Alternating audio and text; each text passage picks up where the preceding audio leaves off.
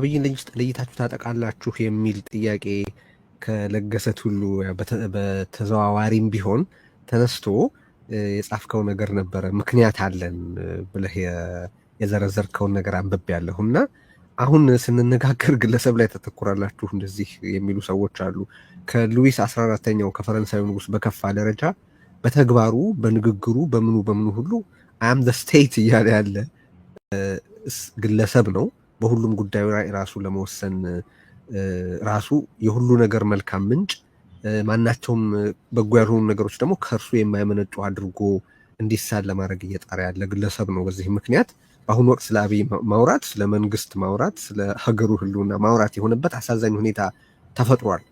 ቅድም ያነሳት ነገር ላይ ተነስቼ ነው ጥያቄ ማንሳት የፈለኩት ባጭሩ እና ወደ ሌሎች ጉዳዮቻችን እንሻገራለን። ምክንያቱም ብዙ ትግልን የተመለከተ ድህረ አብይን የተመለከተ ከሁሉ ላይ ደግሞ ብዙ ቁም ነገሮች ማንሳት ስለማስብ ቅድም ቀኝ ዘመም ነው አብይ የምትል ነገር አንስተ ነበርና ሪሊ ቀኝ ዘመም ነው ወይ አብይ?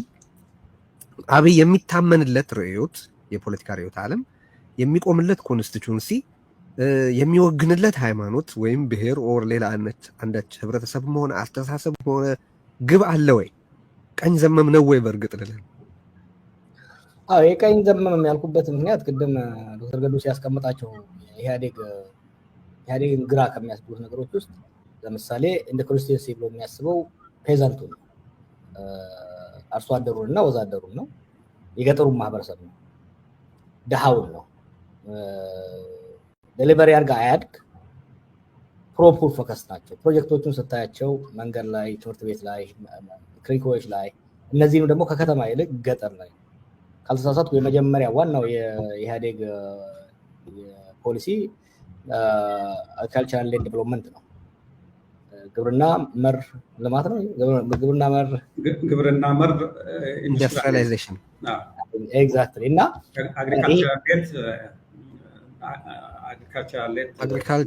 አግሪካልቸራል ዴቨሎፕመንት ሌድ ኢንዱስትሪያላይዜሽን አድሊ ነው። እና ከዛ በኋላ ነው ጂቲፒ 1 እና 2 የመጣው። ጂቲፒ 1 እና በፊት ፎከሱ ከመሰረቱም ማለት ነው። ከመሰረቱም እነመለስም ጠንሳሾቹም የግራ ዘመም ተማሪዎች እና አስተሳሰባቸው ከዛ የመነጭ ነው።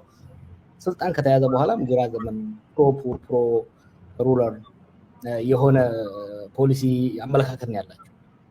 አብይ ስትወስድ ገጠሩን ኮምፕሊትሊ አባንደን አድርጎታል።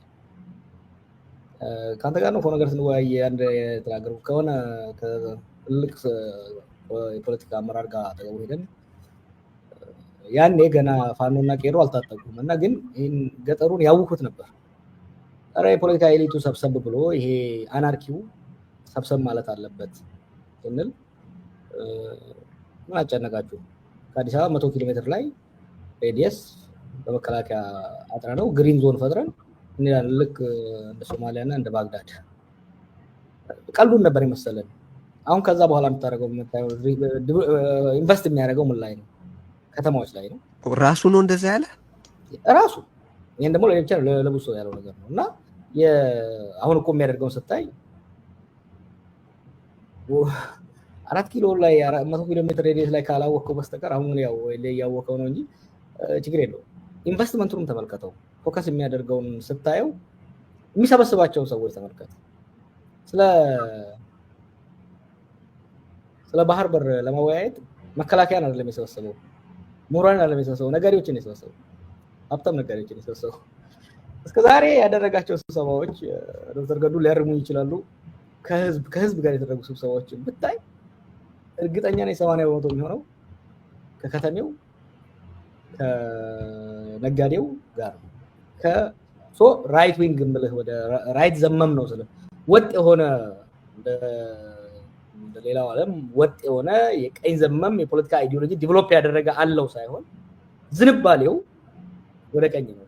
በተለይ ደግሞ ከኢህአዴግ ውስጥ አንዱ ፕሮባብሊ የኛ ስህተት የነበረው እኛ ቀኝ ዘመም ግራ ዘመም አምባገነን ከኢህአዴግ ውስጥ ወጥቶ እንዳያስቀጥል ነበረ ጥርጣሬያችን፣ ዝግጅታችን በቀኝ ነው ኳሱ የገባበት ነው። እና ከዛ አንፃር ነው እያስቀመጡ ያለሁት። እና አንድ ብቻ ለመጨመር ቅድም ያልከው ይሄ ለምሱ ላይ ታነጣጥራላችሁ። አይ ቲንክ በዓለም ታሪክ ስቴት ፓርቲ እና ግለሰብ አንድ የሆኑበት እንዳሁኑ ያለ አይመስለኝም። ጋዳፊ ነው አንዱ የሞከረው፣ የተለያየ ቦታ ላይ ሞክረዋል። የሚያስብ እንደዛም ፕራክቲስ ያደረገ ሌላ ያለ አይመስለኝም። እና ያም ራሱ it comes largely from right wing populism የሚመጣ ነው። እና ግን ፎከሱ ስታየው ፎከሱ ድሃን ማጥፋት እንጂ ድህነትን ማጥፋት አይደለም። ፈንዳሜንታል ልዩነቱ ድሃን ማጥፋት። አንድ ቪዲዮ አለ ሌላ ጊዜ በድጋሚ ማሳየት አስፈላጊ ነው። ሚኒስትሮችን ሰብስቦ በባስ አዲስ አበባ ውስጥ ነበር አምና ነው መሰለኝ። እና እዛ ውስጥ አንድ ሾፎ ይሁን ሳያስበው የተናገረው ነገር አለ። ይሄ ሰው ከኤርፖርት ሲመጣ ይሄ ቆሻሻ ምናምን ሳያይ ቀጥታ ቤተመንግስት እንዲደርስ ብሎ የሚናገረው ነገር አለ። that is really ይሄ ድሃን የመደበቅ ድሃን የመሸፈን ኮሪደር የሚባለው ነገር ብታይ አሁን ሀብታሙና አፍሉዌንት የሆነው ማህበረሰብ ከውጭ የሚመጣው ቱሪስቱ ድህነትን እንዳያይ ድሃ እንዳይታይ የትራዲሽናል ሌፍት ዊንግ ፖለቲካል ዲስኮርስ ደግሞ ድህነት እንዲቀንስ ድህነት ቅነሳ ፕሮግራም አይደለም የሚባሉት አሁን ያጠፋቸውን ፕሮግራሞች የሴፍቲኔት ፕሮግራም ምናምን የምንላቸው ነገሮች በሙሉ ያጠፋቸውን ነገሮች ስታይ ያጠፋቸው ፕሮጀክቶች አሁን ለምሳሌ ያዩ ማዳበሪያ ፋብሪካን አጥፎ ሪዞርቶችን ነው የገነባው። እና ይሄ ነው ትንሽ ወደ ቀኝ ዘመም። ግን አንተ you are right ዌል ቶታት የሆነ አይዲዮሎጂ ግን የለውም። ትንሽ ለማለት እዚህ ላይ እሺ አብይ ስልጣን ላይ እንደመጣ የመታቸውን ፕሮጀክቶች ዝም ብለህ ብትወስድ እኔ አማራ ክልል ውስጥ አብይ ወደ ስልጣን ሲመጣ 30-40 የመንገድ ፕሮጀክቶች ከሞላ ጎደል ወደ 200 ቢሊዮን አካባቢ ብር ሊያወጡ የሚችሉ በጂቲፒ 1 እና በጂቲፒ 2 ታገደው ግንባታቸው የተጀመረ አንዳንዶቹ ጨረታቸው አልቋል። እነዚህ አይነት እንትኖች ነበሩ። ከሞላ ጎደል ሁሉም አልቋል። እንደ አማራ ክልል ስለማውቀው በገጠር የጤና ተቋማት ትልቁ ትኩረት መከላከልን ማዕከል ያደረገ ነው። አሁን ወባ ከሞላ ጎደል በወረርሽኝ መልክ ኢትዮጵያ ውስጥ ህዝብን የሚገል የነበረ በተለይም ከክረምቱ ጀምረ እስከ ጥቅምት ህዳር ድረስ አብዛኛውን አርሶ አደር በተለይም የገጠሩን ህዝብ ከስራ የሚያስተጓጉልበት ወቅት ነው። ያ በመከላከል ከሞላ ጎደል ወረርሽኝ ሆኖ መነሳቱ አቁሞ ነበር ማለት ይቻላል። ገጠር ላይ ከኢትዮጵያ እናቶች ወላድ እናቶች ውስጥ በወሊድ ምክንያት የሚሞቱት በአፍሪካ ደረጃም በጣም ሲግኒፊካንት ነው፣ በጣም ትልቅ ነው። ይህንን ለመቀነስ በአንድ ወረዳ ከሞላ ጎደል ኦን አቬሬጅ ልበለው ከ4 እስከ 5 አንዳንድ ቦታ 6ም 7ም አምቡላንሶች ነበሩ። the whole purpose በገጠር ያሉ እናቶች የከተሞቹ አክሰስ አላቸው፣ የገጠሩ ለጤና ሩቅ ናቸው። ወደ ጤና ጣቢያዎች መሄድ የሚወስደውን ጊዜ ለማሳጠር አምቡላንሶች በየገጠሩ ተሰማርተው ከእነዚህ መንገዱም ቆሟል። አምቡላንሶቹ ለወታደር ቁስለኛ ማመላለሻ ሆነዋል። አሁን ገጠር ውስጥ ገብቶ ይሄ ጤና መከላከል የሚባል ከሞላ ጎደል ለስሙም መነሳቱ ቀርቷል። ትምህርት ቤት ተጨማሪ ትምህርት ቤት እንትን አይልም። እኔ አማራ ክልል ርዕሰ መስተዳድር ሁኜ በነበረበት ጊዜ 6 ሚሊዮን ተማሪዎች በአንደኛ ደረጃም በሁለተኛ ደረጃም በኮሌጆች የሚማሩ ነው። አሁን የህዝብ ቁጥሩ በየዓመቱ እየጨመረ ነው የሚሄደው። አሁን ወደ 2.5 አካባቢ ነው። ከ3 ሚሊዮን በታች ነው እየተማረ ያለው። ኢማጂን ምን ያህል እንትኑን ሲግኒፊካንት የሆነ የሶሳይቲውን እየገደለው እንደሆነ አገሩ እንጂ ይሄ በኦሮሚያም ነው በትግራይ የባሰ ሁኔታ እንዳለ ነው። ያው በጦርነቱ ምክንያት በተለያየ ሀገሪቱ አካባቢ ይሄ ነው። እንደ እንትን ዩኒቨርሲቲ በ15 ዓመት አካባቢ ይመስለኛል ዩኒቨርሲቲዎች ወደ 40 ምናምን እንዲያድጉ የተደረገው በምልህ ሂውጅ ገንዘብ ነው የሚፈጅ። አንድ ዩኒቨርሲቲ ማልገነባ በኔ ዘመን ብሎ ያለውን ቃሉን ጠብቆ የፕሮጀክቱ ሪያሊቲ ይሄ ፕሮጀክት እንዴት እውን እንደሆነ የሚከድ ነው። ኢቭን አምግላድ ገዱ ስለ ኃይለማርያም አነሳ። ኃይለማርያም ስልጣን ላይ በመጣበት ጊዜ የሀገር ውስጥ ፖለቲካ በጣም የጋለበት ጊዜ ነው። የኢህአዴግ የውስጥ ፖለቲካን በጣም ይጋለበት ጊዜ ነው። በዛ ሂደት ራሱ ማስቀጠል መቻሉ አብይ ስልጣን ሲይዝ እኮ ይሄ ፕሮጀክት ከ65% በላይ አልቋል እና በየረድፉ ክሬዲት መሰጣት ለሀገር ግንባታ ቅድም ገዱ እንዳለው ይሄ ፕሮጀክት ከኢኮኖሚ ጥቅሙ በላይ የብሔራዊ ሀገራዊ አንድነት ሁሉም እንባውን ገንዘቡን ላቡን ደሙን ያስገባበት ስለሆነ በመጨረሱ ብቻ ሊመሰገን ሲገባው ከሱ በፊት መሰረቱን ያስቀመጡት ትልቁን ስራ የሰሩትን ሰዎች ለማጣጣል የሄደበት ሁኔታ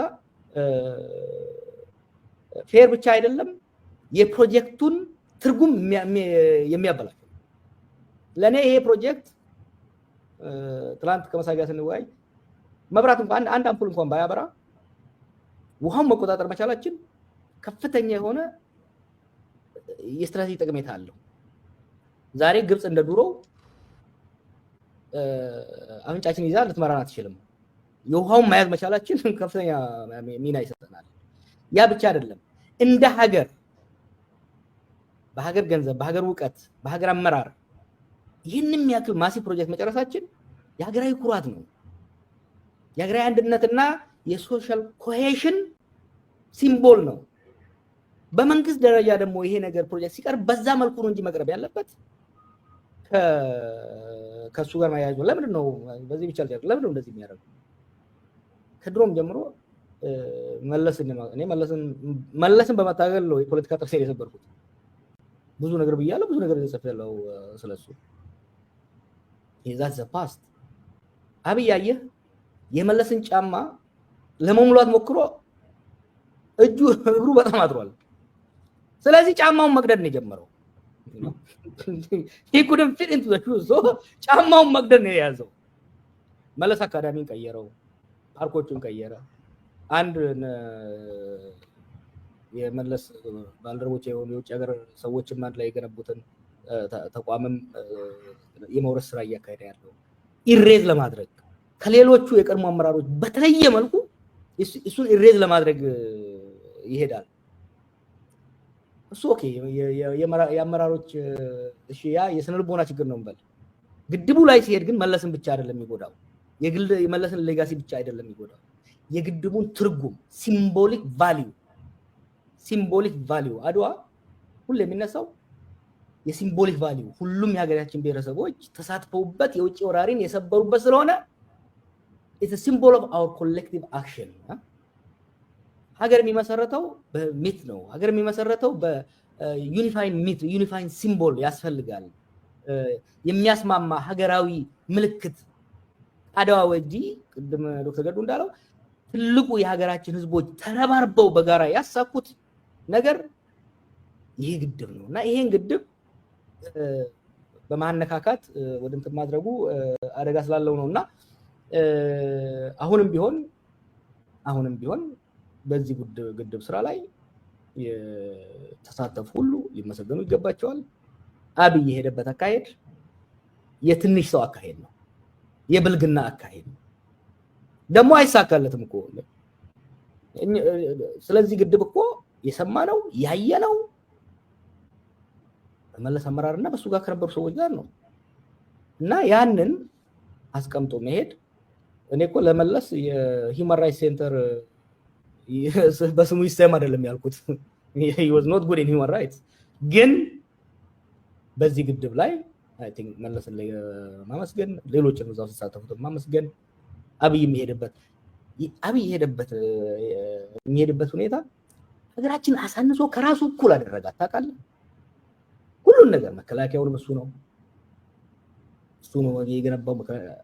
መከላከያው እሱ ነው የገነባው።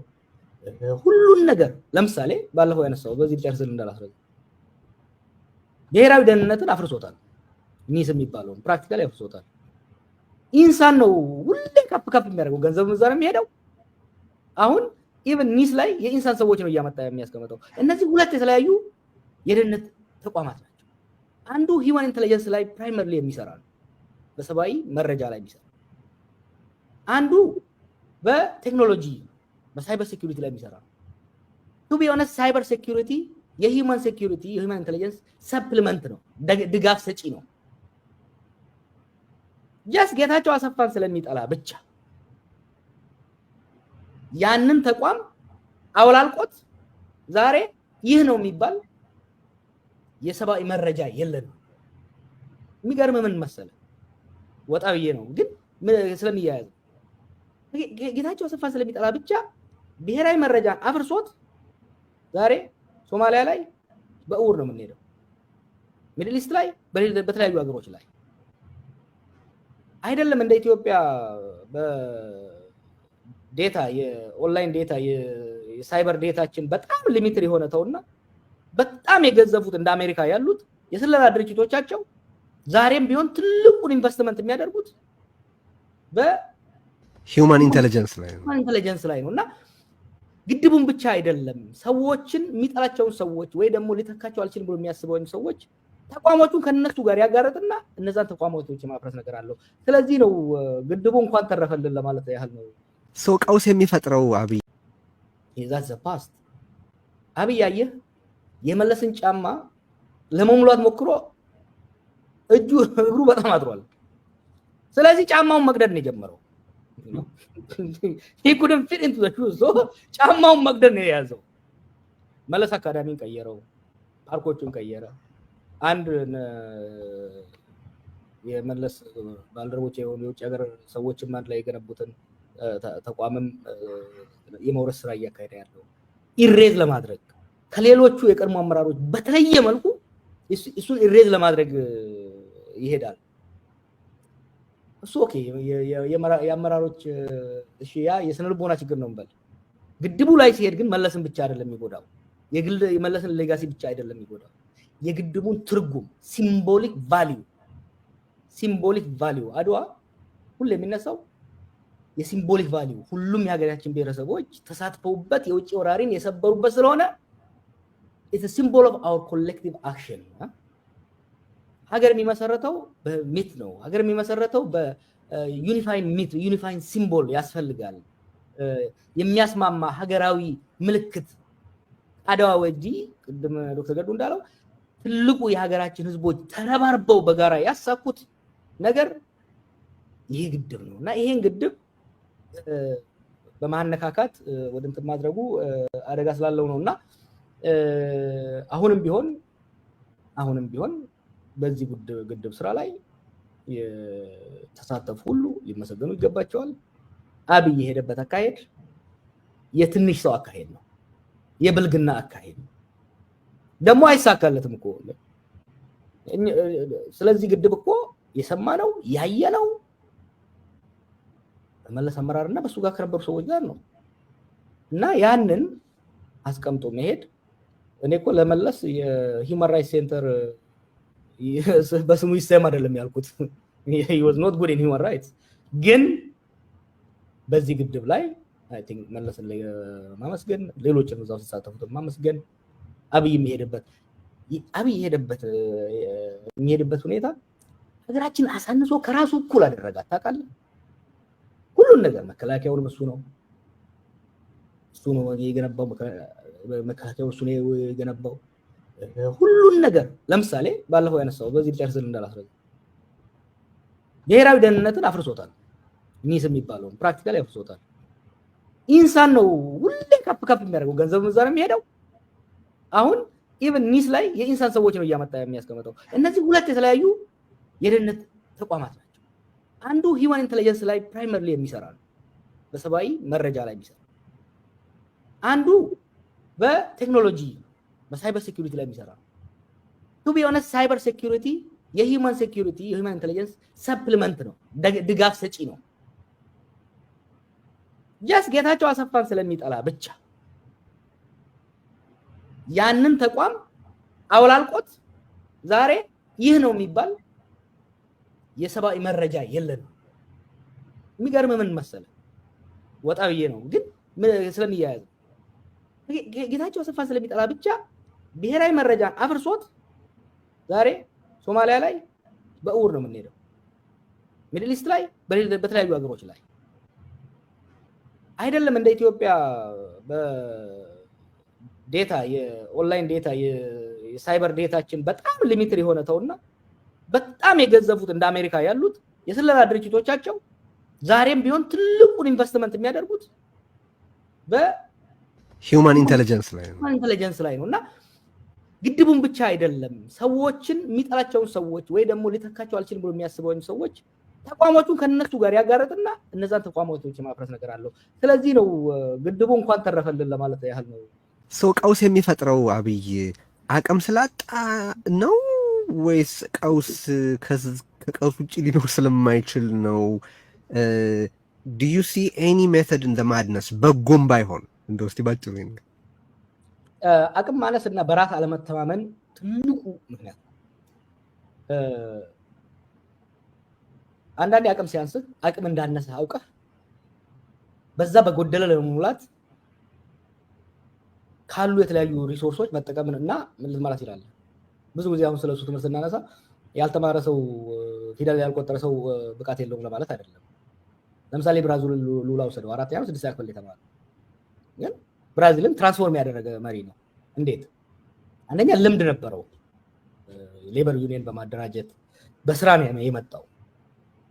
እንደማያውቅ ደግሞ ስለሚያውቅ ኢኮኖሚው ላይ በኢኮኖሚ የምጥቁ ምሁራንና ኤክስፐርቶችን ጸጥታ ላይ ዲፕሎማሲ ላይ እንደዛ በማስቀመጥ ብራዚልን ለማሻገር ትራንስፎርም ለማድረግ ቻለ። የግድ ፒኤችዲ ሊኖር አይገባም። አብይና የሱ አይነት ስነልቦና ያላቸው አመራሮች ደግሞ አለማወቃቸውና አለመቻላቸው ብቻ ሳይሆን አለመቻላቸውን አምነው በሚችሉ መደገፍን ከመምረጥ ይልቅ አለመቻላቸውን ለመደበቅ የሚያደርጉት ሂደት ኬኦስ አንተ የምታየው ኬኦስ ከምን ይመጣል መሰለህ? ያ ኬኦስ የብቃት ማነስን ለመደበቅ አሁን ሁሌ የፖለቲካ ጥያቄ ሲነሳበት ወደ ሴኩሪቲ ነው የሚሄደው።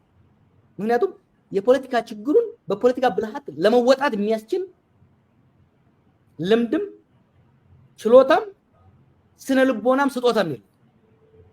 ምን ያደርጋል? ኬኦስ ቀውስ ወደ መፍጠር ይሄዳል። ሜቶዱ በዚህ ነው የሚመጣው። ችግሮችን ተጋፍቶ በእውቀት በርብርብ በትብብር ከመፍታት ይልቅ አንደኛ ይበልጡኛል ብሎ የሚያስባቸው ሰዎች ያስወግዳቸዋል። ልፋታቸው አልችለው የሚለውን ችግሮች ደግሞ ምን ያደርጋቸዋል? በቀውስ አወሳስቦ ሊያልፋቸው ይሞክራል። guess what the problem is? ፖለቲካን እንደዛ አምታተ ማለት ትችል ይሆናል። ፖለቲካን የጸጥታንም አምታተህ ለምሳሌ ከህወሓት ጋር የተገባውን ቀውስ በፖለቲካ መፍታት ይቻል ነበር። ያ መፍታት ስላልቻለ ወደ ጦርነት ገባ። ፋይን ሰርቫይቭ አደረገ። ከኛም ጋር የነበረው እንደዛው ፖለቲካውን አምታተህ በቀውስ ልታልፎ ይችላል። ኢኮኖሚን ግን በቀውስ ልታልፎ ይችላል። ከባለቤት ጋር በተጣላ ረብሻ ዕቃ ሰባብረህ ምናምን ልታስረሳሳ ትችል ይሆናል። ሆዷ የራባትን ያንተን ልጅ ግን ዕቃ ሰባብረህ ሆዷን ልትሞላለት አትችልም። ቤዚክ ነው። አሁን ያ መጨረሻ ምን ላይ መጣ? ኢኮኖሚው መጣና አፈነ። ለዛ ነው አሁን ደቀ መዛሙርቱ ማባረር ላይ ገባው ማለት ነው። እሺ